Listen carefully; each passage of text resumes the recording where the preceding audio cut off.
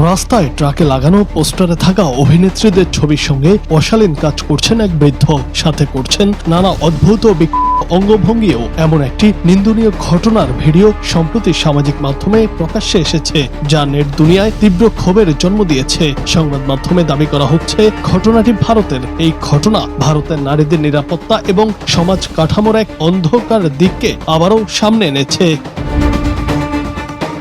ভিডিওতে দেখা যায় রাস্তার ধারে একটি মালবাহী ট্রাক দাঁড়িয়ে আছে। সেই ট্রাকে ভারতীয় অভিনেত্রীদের কিছু বড় পোস্টার সাঁটানো, আর সেই পোস্টারগুলোর সামনে দাঁড়িয়ে এক বৃদ্ধ প্রকাশ্য দিবালোকে সবার সামনে নারীদের ছবিতে অসামাজিক অঙ্গভঙ্গি করছেন। সবচেয়ে আশ্চর্যজনক ও দুঃখজনক বিষয় হলো, বৃদ্ধের এই কাণ্ড দেখে চারপাশের মানুষ তাকে বাধা তো দেয়নি, উল্টো সেখানে ভিড় জমিয়ে মজা দেখছিলেন। প্রকাশ্যে এমন আচরণ সমাজে কি বার্তা দিচ্ছে তা নিয়ে প্রশ্ন তুলেছেন সমাজকর্মীরা।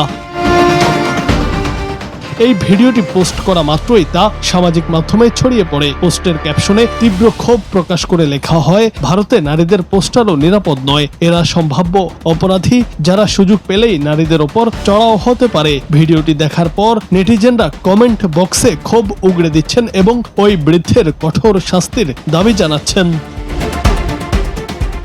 ভিডিওটি ছড়িয়ে পড়ার পর ভারতের নারীদের নিরাপত্তা এবং সমাজ কাঠামোর এক অন্ধকার দিককে আবারও সামনে এনেছে। ভারতের সরকারি সংস্থা ন্যাশনাল ক্রাইম রেকর্ডস ব্যুরোর সর্বশেষ প্রাতিষ্ঠানিক পরিসংখ্যান অনুযায়ী ভারতে প্রতি বছর প্রায় 31 থেকে 32 হাজার খুনের মামলা নথিভুক্ত হয়। সেই হিসাবে ভারতে প্রতিদিন গড়ে প্রায় 90 জন নারী ধর্ষণের শিকার হচ্ছেন, অর্থাৎ প্রতি 15 থেকে 18 মিনিটে একটি ধর্ষণের ঘটনা ঘটছে।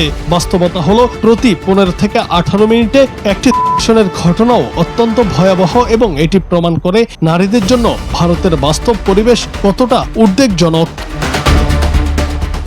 সমাজ বিজ্ঞানীদের মতে, জনসমক্ষে পোস্টারের ছবির প্রতি এমন আচরণ ও আনন্দ মানসিকতারই বহিঃপ্রকাশ। এই ধরনের মানসিকতাই পরবর্তীতে নারীদের ওপর পড়ার মতো ঘটনায় রূপ নেয়, যার কারণে বিশ্বজুড়ে নারীদের জন্য অনিরাপদ দেশের তালিকায় ভারতের নাম বারবার উঠে আসে।